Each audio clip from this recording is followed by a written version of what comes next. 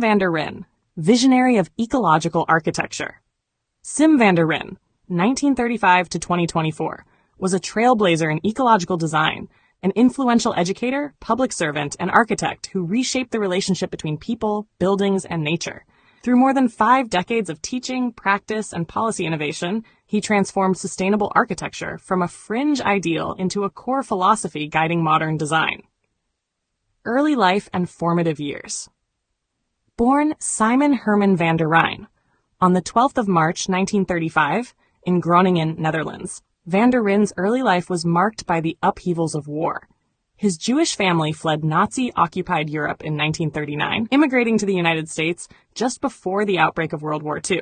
Settling first in Queens and then Great Neck, New York, the family Americanized their surname to Van der Ryn. Growing up in suburban Long Island, young Sim was drawn to the overlooked corners of the urban landscape. Empty lots, puddles, overgrown trails. These unmanicured environments, dismissed by most, became his informal classrooms, where he first sensed the interwoven logic of nature and human life. This early reverence for organic systems laid the groundwork for a lifetime of integrative thinking. Education and intellectual awakening. Van der Ryn earned his Bachelor of Architecture from the University of Michigan in 1958. Disenchanted with the sterile modernism that dominated mid-century design schools, he found inspiration in alternative thinkers such as Buckminster Fuller, whose holistic worldview resonated deeply. This early exposure to systems thinking catalyzed van der Ryn's belief that architecture must evolve beyond aesthetics to embrace ecological and ethical imperatives. In 1958, he relocated to Berkeley, California, then a nucleus of intellectual rebellion and environmental consciousness. It was here that he began his long and influential association with the University of California, Berkeley. After academic contributions, van der Ryn joined the UC Berkeley faculty in 1961 and remained there for over 3 decades, ultimately becoming a full professor in the College of Environmental Design. He pioneered the practice of design-build studios, in which students constructed experimental buildings to test energy-efficient materials and ecological principles. Under his mentorship, students explored composting toilets, passive solar heating, straw bale construction, and gray water recycling, ideas far ahead of their time. His Inverness Studio, a hands-on program in Marin County, and the Energy Pavilion, built near Worcester Hall, were early exemplars of sustainable pedagogy in action. Long before terms like green architecture or net zero entered public discourse, van der Ryn was cultivating a generation of architects who saw buildings not as isolated objects, but as living components of ecological systems. Taschuk Public Service and Policy Innovation. In 1975, California Governor Jerry Brown appointed van der Ryn as state architect, a post he held until 1978. In this role, he oversaw the design of public buildings with energy efficiency and ecological integrity as guiding principles. Most notably, he spearheaded the design of the Gregory Bateson Building in Sacramento, one of the first major state buildings to incorporate passive cooling, daylighting, and integrated ecological systems. He also founded California's Office of Appropriate Technology, which supported wind and solar energy projects, water reuse initiatives, and building sharing schemes. His leadership helped shape the state's first energy efficiency standards and disability access codes, policy frameworks that have since become national models. Taschuk notable works and publications. Van der Ryn authored or co-authored 6 influential books that remain foundational to sustainable architecture. Toilet Papers, 1978, a wry but serious look at ecological sanitation. The Integral Urban House, 1982, a blueprint for self-sufficient urban living. Sustainable Communities, 1986, co-written with Peter Calthorpe, which redefined suburban planning. Ecological Design, 1996, with Stuart Cowan, perhaps his most globally impactful text, blending design theory with systems ecology. Design for Life, 2005, a retrospective on his personal journey and design philosophy.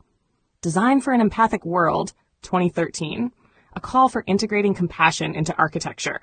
His writings eschewed jargon, instead marrying scientific rigor with poetic clarity. They helped frame ecological design as not merely a technical field, but a cultural and ethical project. Legacy and influence. Van der Rijn is often credited as the father of green architecture, though he himself preferred the term ecological design, a discipline that seeks harmony between human intention and natural process. His work helped spark the appropriate technology movement of the 1970s, influenced California's solar energy policy, and laid intellectual foundations for the modern green building industry. More than a designer of structures, he was a builder of movements. His students carried his ethos into architecture, urban planning, public policy, and environmental activism. Figures such as Peter Calthorpe and many leaders in the new urbanism and ecological design fields cite Van der Rijn as a pivotal mentor. His integration of social justice, environmental systems, and design education inspired similar academic programs worldwide. Whether in rural homesteads, urban infill projects, or state capitol buildings, his vision of buildings as responsive, living systems continues to shape sustainable design today. Later life and death. After retiring from UC Berkeley in 1995, Van der Rijn remained active as professor emeritus, author, and practitioner. He lived between his modest home in Inverness and a solar-powered houseboat in Sausalito, both functioning testaments to his ecological ideals. In his final years, he faced Alzheimer's disease, but continued to engage with students, colleagues, and the public until his health declined. He passed away on 19th October 2024 in Petaluma, California, at the age of 89. Conclusion. Sim van der Rijn leaves behind more than blueprints. He leaves a cultural blueprint, a model for how architects, educators, and citizens might build with empathy, humility, and reverence for the earth. His work is a reminder that true sustainability is not a technical fix, but a moral commitment to future generations. A heartfelt light. To every soul whose hand did give, you've helped me dream, helped me live. In darkest hours your light came through, with hearts so kind, so pure, so true. Your gifts, like stars in deepest night, have steered me gently toward the light. Each coin, each word, each silent prayer, a thread of hope, so rich, so rare. My eyes once dimmed now seek the skies, and slowly clearer visions rise. Because of you, I dare to see the world again, its grace, its plea. Your compassion's flame will not just stay with me alone. It lights the way for others wandering through despair to feel the warmth of selfless care. You've shown what love in action means, in quiet ways through giving scenes. You've built a bridge from soul to soul and made the broken feel more whole. So let this thanks rise like a song, a melody both soft and strong. May your example gently call more hearts to rise to give. To fall into the joy of lifting pain, of planting hope where none remains. Your kindness walks beside me still, a light, a love, a living will.